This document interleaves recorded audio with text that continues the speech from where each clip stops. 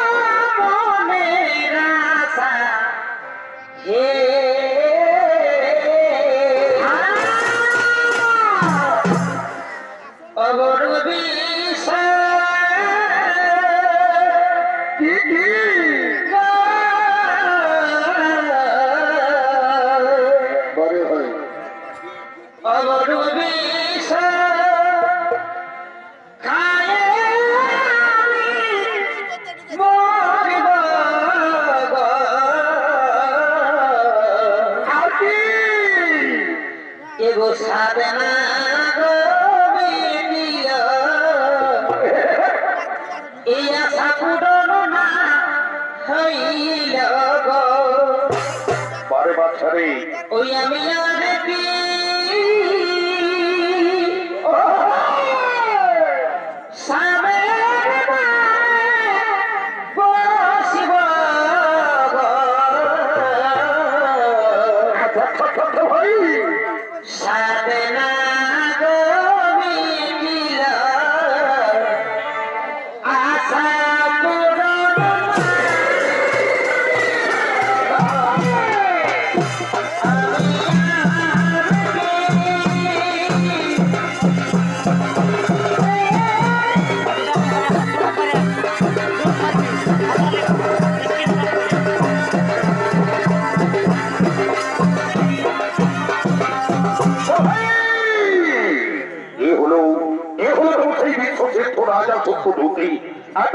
রাজ দরবারের দিকে শিব মন্দিরে শিব পূজা করার জন্য ধীরে ধীরে করেছেন আগমন।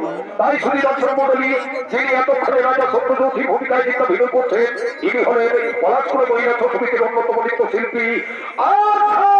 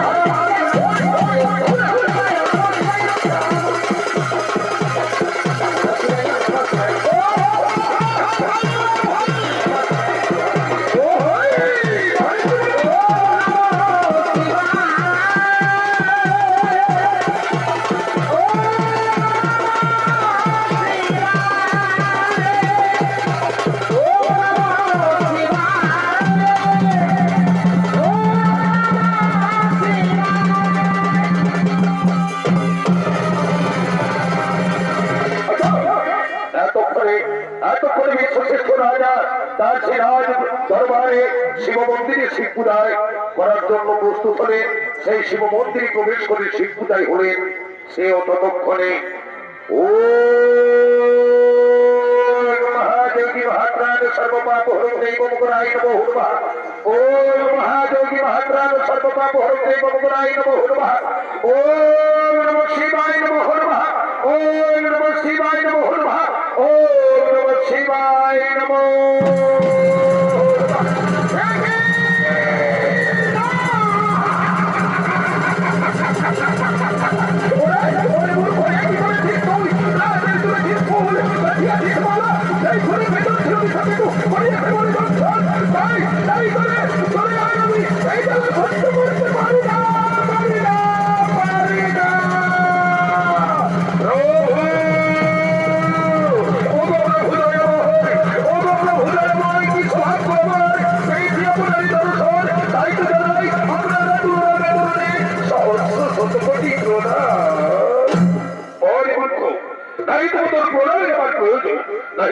आशीर्वाद कोई बोले आशीष ना तेरे तुलसी फूल रखे आशीष माला सही माला पूरे तार भीतर छिलका बदी सके दुपुरी ऐसे पूरे दम छोड़ ताई तो पूरे अभी कोई वो ओ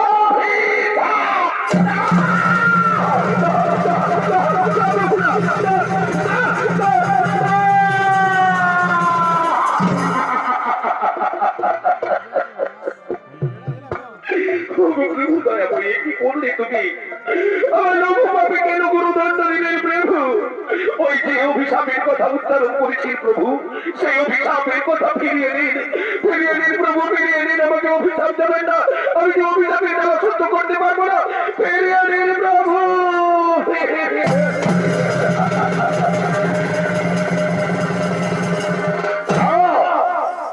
আমার মুখ থেকে একবার যে অভিশাপের কথা বেরিয়ে এসেছে মানে তোরে আমার অভিশাপে তোকে ভুগতেই হবে। তাই মনে রাখিস সেই অভিশাপ তোর ফলবে। আমি তোর অভিশাপ করছি না, তোর রাজকুল থেকে জন্ম হবে ওই অসুর কুলে, আর সেই অসুর কুলে জন্ম নিবি, আর তোর নাম হবে দেবো অসুর সম্রাট তারকাসুর।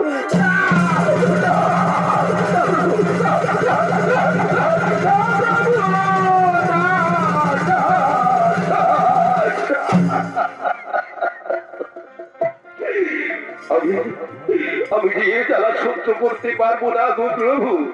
এই রাজকুল থেকে অসুর কুলে জন্ম নিয়ে আমি কেমন করে বাঁচবো প্রভু? আমি কেমন করে দিন কাটবো? আমি তাজে পারবো না প্রভু, আমি তাজে কোনোদিন পারবো না। প্রভু দয়াময়, যদি আমার অসুরের কুলে জন্ম হয়ে থাকে তবে মনে রাখুন প্রভু, মনে রাখুন, যদি ওই অসুর কুলে জন্ম হয় তাহলে বলুন প্রভু, বলুন আমার কবে হবে অসুর কুল থেকে মুক্তি? কবে হবে অসুর কুল থেকে মুক্তি? হবে রে ভক্ত, তোর অসুর কুল থেকে মুক্তি তুই পাবি সেই দিন। মোর কথা অনুসারে তুই যদি চলিস তাহলে নিশ্চয় মুক্তি পাবি। তবে শুনে রাখ, তুই যদি সত্যের পথ অনুসরণ করে ধর্মের পথ নিয়ে যদি চলিস তাহলে তুই কবি স্বর্গ মর্ত পাতাল ত্রিভুবনের জয়ী। আর যেদিন তুই ওই অধর্ম আর অসত্যকে অবলম্বন করে যদি তুই করিস এই গর্ভলোকে ওই সমস্ত দেবস্থানের প্রতি অত্যাচার নির্যাতন, যদি করিস দেবতাদের প্রতি অত্যাচার নির্যাতন স্বর্গপুরে, যদি করিস নারীদের প্রতি নির্যাতন অত্যাচার, তাহলে সেই দিন অধর্ম আর অসত্যের পথে তুই চললে তোকে মোর স্ত্রী আদ্যা শক্তি মহামায়া মহাকালী রূপে করে দম করিবে।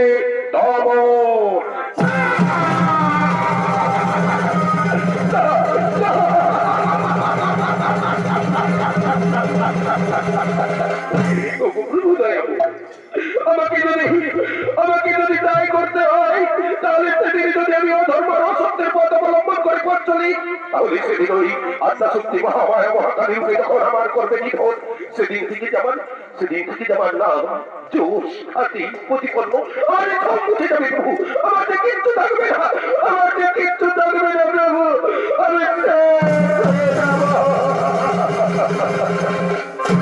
না, যেদিন থেকে তুই মারা যাবি, যখনই তুই আদ্যা শক্তি মহামায়া মহাকালী রূপে তৈরি করবে নিধন, সেই দিন হতে তোর নাম তোর মৃত্যুর পরে তোর সুর নাম উঠে যাবে আর তোর দ্বারকা হবে ওই স্থান হবে পূর্ণ তীর্থস্থান সেই স্থানে ওই স্বয়ং শ্রীকৃষ্ণ নারায়ণ রূপে বিরাজ করবে যুগে যুগে অবতার হয়ে সেখানে বিরাজ করবে আর সেই স্থান হবে পূর্ণ তীর্থস্থান ওই স্থানের নাম থাকবে প্রত্যেক মানুষের মনে প্রত্যেক মানুষের প্রাণে আর তোর নাম হবে চিরক্ষয় চির অমর হয়ে থাকবে চিরদিন তুই অমর হয়ে থাকবি চিরদিন অমর হয়ে থাকবি আমি এখন আসি ভক্ত আমি এখন আসি আমি এখন আসি